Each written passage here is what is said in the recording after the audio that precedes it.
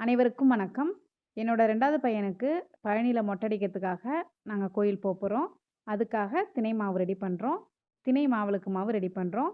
1 cup திணை மாவு, 1/2 cup நாட்டு சர்க்கரை, 3லேருந்து 4 ஏலக்காய், 1 ஸ்பூன் அளவு தேன், நெய் 3லேருந்து 4 ஸ்பூன் கொஞ்சம் கொஞ்சமா சேர்த்து மிக்ஸ் பண்ணிப்போம். அரிசியில மாவிளக்கு போடலாம். அதே மாதிரி திணை மாவுலயும் மாவிளக்கு போடலாம். முருகனுக்கு உகந்தது திணைங்கிறதுனால திணையில மாவிளக்கு போடுறோம். 3லேருந்து 4 ஸ்பூன் அளவு நெய் சேர்த்தா நல்லா மாவு வாசனையா இருக்கும். வறுத்து சேர்க்கறனாலும் நம்ம சேர்த்துக்கலாம். பழனி போன எக்ஸ்பீரியன்ஸ் எல்லாம் தொகுத்து வீடியோவா போட்டிருக்கேன். இன்னொரு வீடியோல நம்ம சந்திப்போம். நன்றி.